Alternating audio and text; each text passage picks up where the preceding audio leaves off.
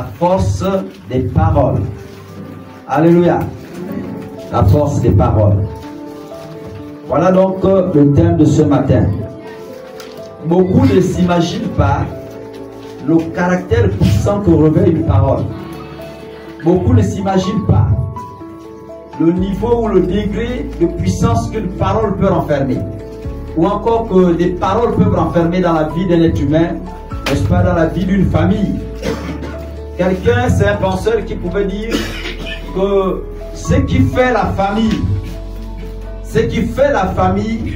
c'est le sens des paroles qui sont prononcées, n'est-ce pas, dans ce cercle-là. Vous comprenez? Lorsqu'on regarde quelqu'un, on regarde son enfant, on regarde, je ne sais pas, son petit-fils, on peut déterminer que celui-là, il vient effectivement de telle famille. Parce que, de par le langage de la personne, de par sa manière de se comporter, on comprend que ça là, il a reçu X éducation. Alléluia.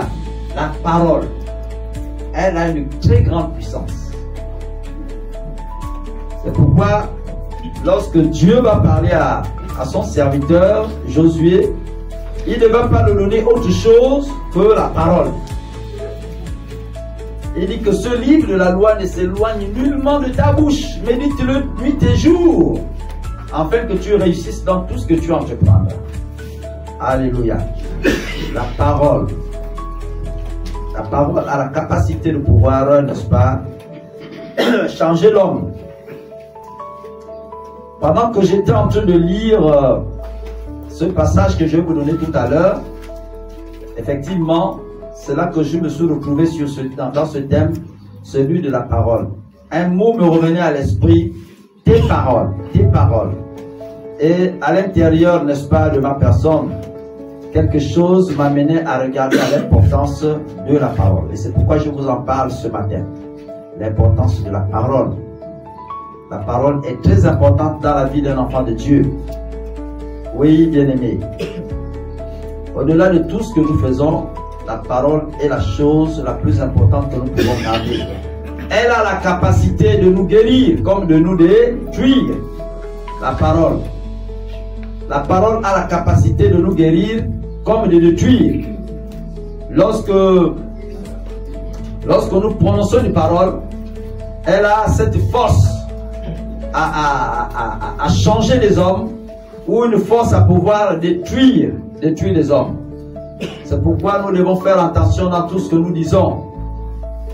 C'est pourquoi nous devons faire extrêmement attention dans tout ce que nous disons. Je vais donc vous inviter à lire le livre de Matthieu 12, un lecteur 12, 37.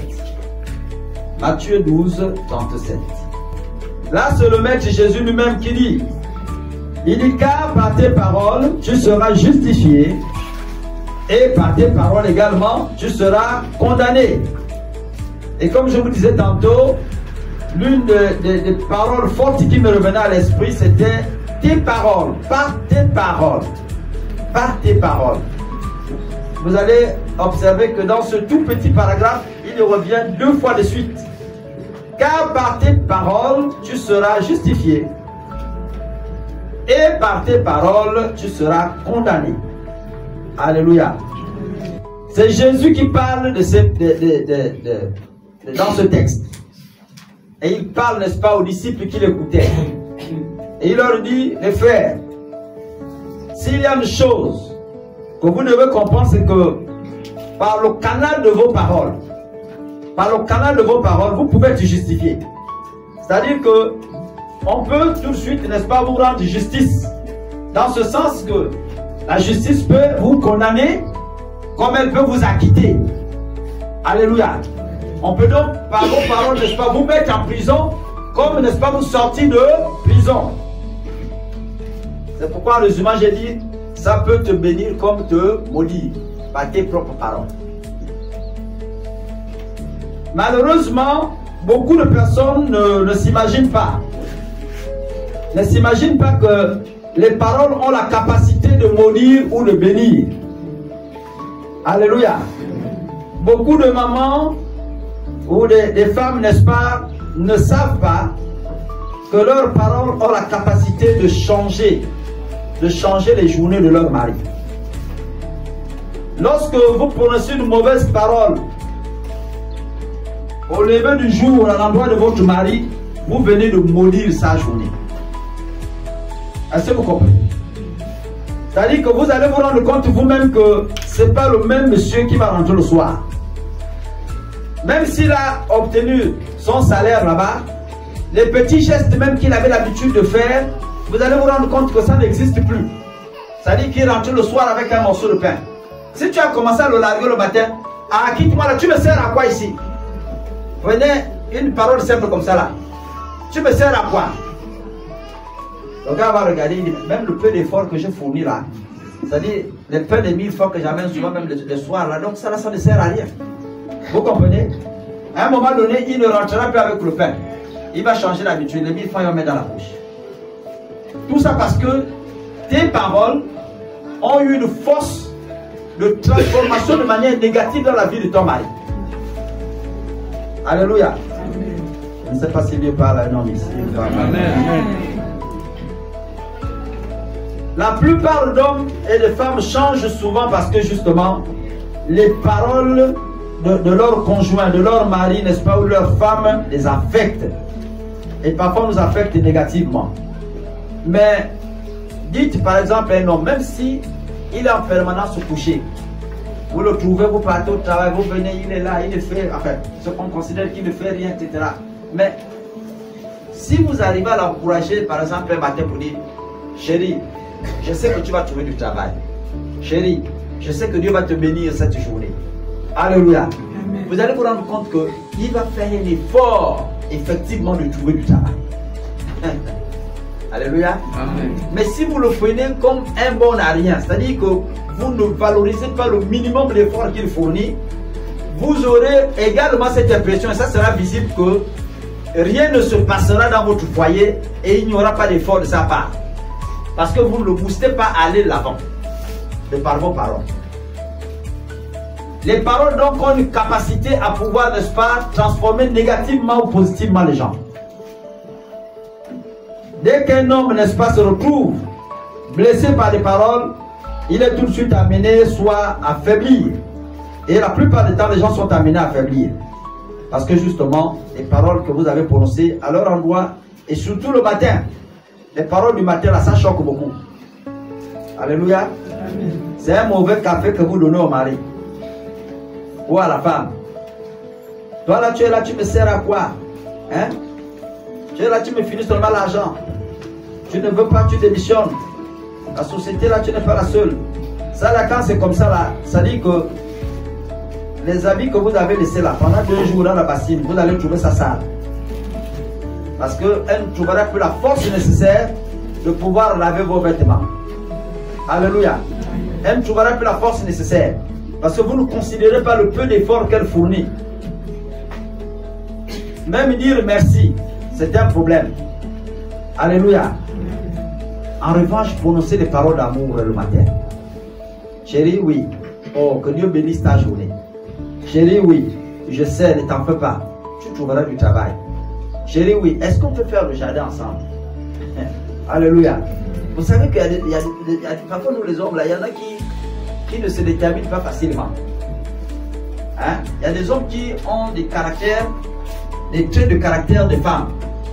Ou parfois pour qu'ils se lèvent, on booste un tout petit peu. Et il faut le faire dans un esprit d'amour. Chérie, l'année là, il faut avoir une plantation. Et sur le cas de ce bout, il n'y a pas la plantation. Faisons une plantation. Dès qu'il va se mettre à réfléchir, là, vous allez vous rendre compte, oh, mais donc l'homme là, il travaille quand même. Il a sûrement perdu l'habitude, mais il travaille quand même. Dès que vous lui direz, oh, chérie, on va faire les jardins par exemple et tout, allons-nous derrière la maison là, vous allez vous rendre compte. C'est-à-dire, pendant que vous serez en train de dormir, au 2e ou au 3e jour, c'est lui qui prendra l'arrosoir et il est en train d'arroser votre jardin. Parce qu'il commence par voir les résultats. Vous comprenez? À un moment donné, vous n'aurez plus d'efforts à fournir, il sera seul dans le champ là. Et il va produire. Mais, il y en a, certains hommes, dès que vous arrivez, vous balancez une parole, ils se rétractent. Il fait un peu comme les femmes. Même s'il ne parle pas, il se rétracte. Il rentre dans sa coquille. Il ne vous dit rien, il ne fait plus rien. Et puis il fait, enfin, comme on dit, comme disent les autres, je m'en fous. Il joue un peu au mafoutisme. Alléluia. Donc les paroles d'amour sont importantes, n'est-ce pas, lorsqu'on veut démarrer une journée dans la vie d'un foyer. Je ne parle pas ici, n'est-ce pas, je ne parle pas exclusivement des maris, hein, mais ça concerne la vie de l'Église. Un enfant de Dieu qui veut, n'est-ce pas, voir Dieu intervenir dans sa vie, a besoin, n'est-ce pas, de ces paroles, n'est-ce pas, encourageantes, a besoin lui-même de prononcer des paroles encourageantes à l'endroit des personnes qu'il visite. Et c'est un homme de Dieu dans le psaume premier, le premier verset également. Quelqu'un peut nous le lire là. Alléluia. Il dit, heureux l'homme qui ne marche pas selon le conseil des méchants, qui ne s'arrête pas sur la voie des pécheurs et qui ne s'assied pas en compagnie des moqueurs. Alléluia. Bien-aimés, ne marchons pas selon le modèle que le monde nous présente.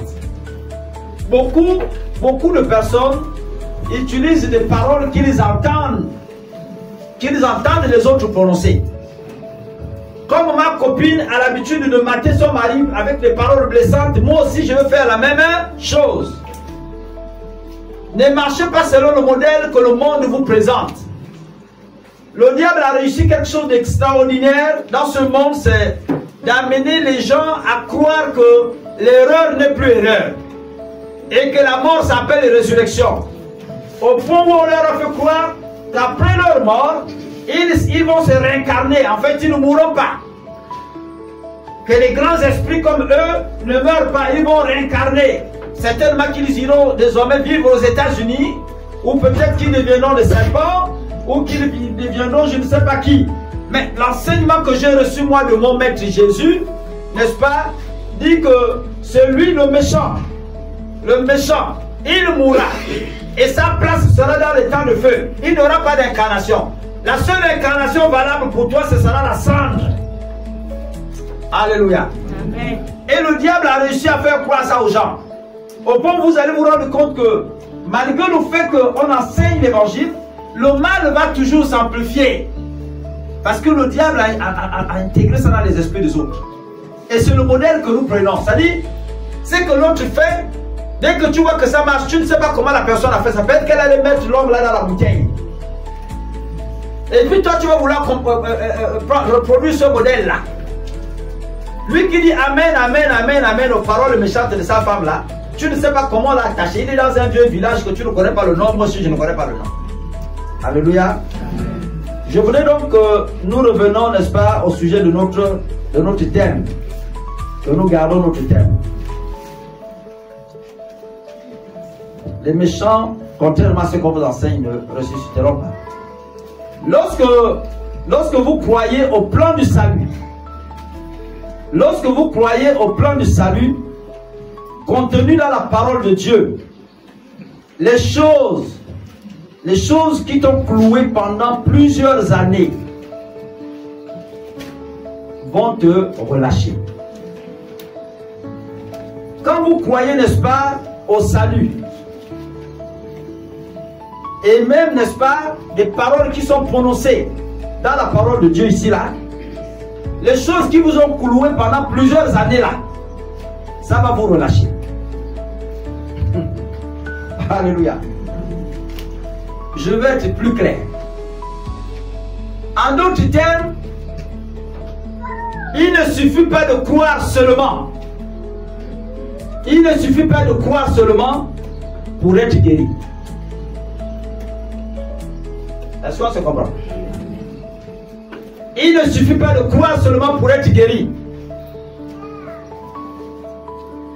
Il ne suffit pas d'aimer la personne dans ton cœur et être marié. On se comprend là? Ça ne suffit pas. À un moment donné, lorsque tu aimes le cœur vif, tu dois être capable de partir vers la personne pour prononcer les paroles. Et dire, sœur, frère, je suis là.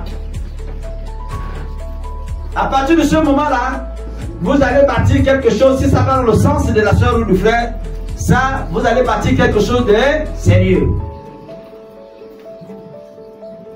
beaucoup qui ne se marient pas là, c'est parce que leur mariage est encore par la foi. Beaucoup là, ils ont conçu le mariage par la foi. Par la foi, papa, je vais me marier. Il n'est plus question de papa, par la foi, je vais me marier. Il est question d'aller. Tu vas voir la soeur que le cœur vibre. Tu dis, sœur, c'est toi. Mon cœur vibre. Et si ça va dans le même sens, Dieu permettra que des bénédictions arrivent. Pourquoi? Parce que tu as prononcé une parole. Alléluia. Amen. Tu ne t'es pas limité à croire, mais tu as prononcé une parole. Et c'est cette parole-là maintenant qui a eu de l'effet. Tu as d'abord cru et ensuite tu as prononcé la parole. L'efficacité n'est pas seulement dans le fait de croire spirituellement. Non. La spiritualité est un fait. La personne souffre. Elle est malade. Tant que tu arrives là par la foi. Oh, par la foi. Dans ton cœur, tu crois qu'elle sera guérie. Tant que tu ne prononces pas les paroles qui accompagnent la foi que tu as de sa guérison, la personne ne sera pas guérie. Alléluia. Amen. Lis-nous Romains, je crois, 10, les versets 9 et 10. La foi ne suffira pas seulement pour que tu déplaces les montagnes. Et il faut que tu dis à cette montagne-là, ôte-toi de là et va te jeter dans la mer. La Bible dit que la montagne va obéir. Romains 10, 9 à 10. Si tu confesses de ta bouche le Seigneur Jésus. Si tu confesses de ta bouche. Et si tu crois dans ton cœur que Dieu l'a ressuscité des morts. Et si tu crois dans ton cœur que Dieu l'a ressuscité des morts. Frère, arrête-toi voir là. Dans un premier temps, on dit si tu confesses. Ça dit si tu prononces, n'est-ce pas? Et si tu crois, les deux sont liés. Les deux sont liés, n'est-ce pas, pour amener à la réalisation de ton projet. Si tu confesses, si tu as dit et tu crois ce que tu confesses, à partir de ce moment-là, frère, tu seras sauvé. Tu seras sauvé. C'est-à-dire les résultats n'interviendront que lorsque tu auras confessé ce que tu crois dans ton cœur. Est-ce qu'on est d'accord? Amen. C'est ce que tu crois dans ton cœur là, que tu auras confessé là, qu'une force va se dégager pour pouvoir, n'est-ce pas, agir en ce moment-là. C'est là que tu seras sauvé. Car c'est en croyant du cœur qu'on parvient à la justice. Et c'est en confessant de la bouche que l'on parvient au salut. Selon qu'il est écrit, quiconque croit en lui ne sera point confus. Alléluia. Il n'y a que ce principe-là.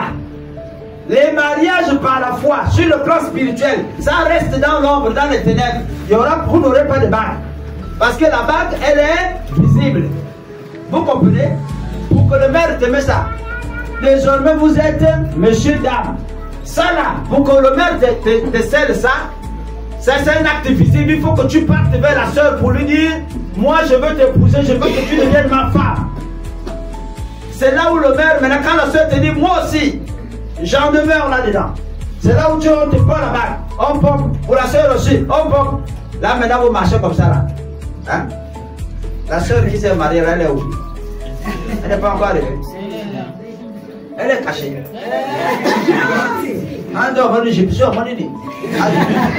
Ah voilà. Bon, tu vas saluer là avec la main que ça non. Nous on est comme ça. Je suis pas là, tu peux pas dire. Moi j'ai vu ces photos là. Quand elle se met là comme ça là. J'ai dit ah ma fille, je vais la charger. Alléluia. Voyez-vous, pourquoi on arrive à ça, il a fallu qu'il y ait une confession entre monsieur et madame.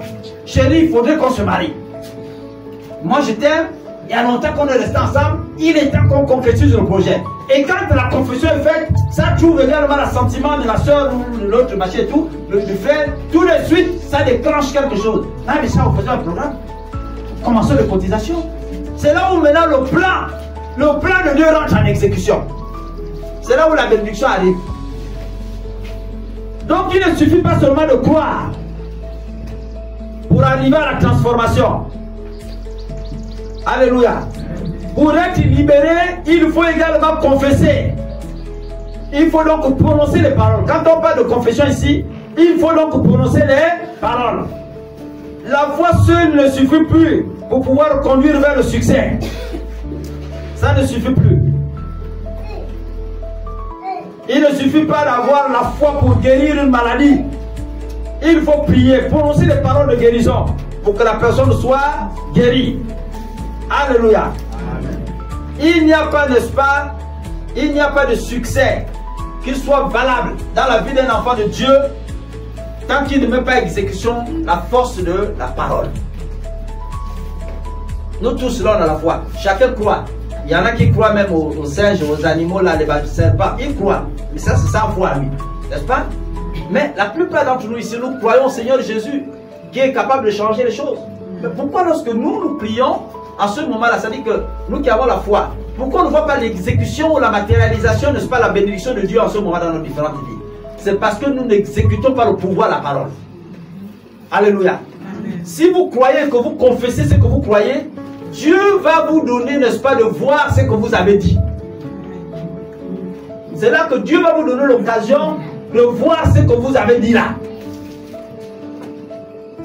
Tu as pris le temps de jeûne. Tu as pris le temps de prière. Tu as pris le temps, je ne sais pas, de deuil spirituel. Tu as dormi sur le natte, etc. Maintenant, il est temps que tu te lèves. Est-ce que Dieu t'a orienté vers X projet? Lève-toi, confesse le projet, Dieu va agir. Mais si tu restes éternellement dans le deuil, tu resteras dans les ténèbres. Et tu ne verras pas la gloire de Dieu. Tu ne verras pas la gloire de Dieu. Voilà ce que je voulais partager avec vous ce matin. Pour vous rappeler que la parole, ou encore les paroles que nous prononçons, ça a une grande efficacité. Ça a une grande puissance. Vous négligez peut-être ce que vous êtes en train de dire, ce que vous êtes en train de confesser, mais vous serez fait, ou votre avenir sera fait en fonction des paroles que vous prononcez aujourd'hui. Vous comprenez? En fonction des paroles que vous prononcez aujourd'hui, votre avenir sera fait. Votre demain sera construit. Si vous voulez avoir un avenir de bénédiction et de grâce, commencerez par croire et confesser la bénédiction et la grâce pour vous. Vous allez voir, Dieu va vous entendre devant au carrefour de la bénédiction. Mais si vous ne voyez que le mal, et vous ne confessez que le mal, vous verrez demain, devant là-bas, au carrefour là, la malédiction aussi va vous poursuivre. Votre avenir est fait de ce que vous allez confesser aujourd'hui. Et si vous ne comprenez pas ça, bien aimé, vous allez rater l'essentiel. La puissance d'un enfant de Dieu réside dans ce qu'il croit et dans ce qu'il prononce. Alléluia. Mais il ne suffit pas seulement de croire, il faut associer à votre croyance la confession. Il est temps de dire ce que vous ressentez véritablement. Et vous verrez, Dieu va se manifester en ce moment-là. Alléluia. Si vous ne le faites pas, je suis désolé, vos projets resteront éternellement dans les ténèbres. Et on ne comprendra pas que un si bel homme, une si belle femme, ne soit pas à même de pouvoir se marier. Voilà. L'apôtre me rappelle que ça, c'est même pas les sœurs qui sont à l'origine de ça, ce sont les frères. Ils ont du mal à se déterminer. Allez! Allez, faites de toutes les nations les disciples, Dieu vous bénira. Soyez bénis.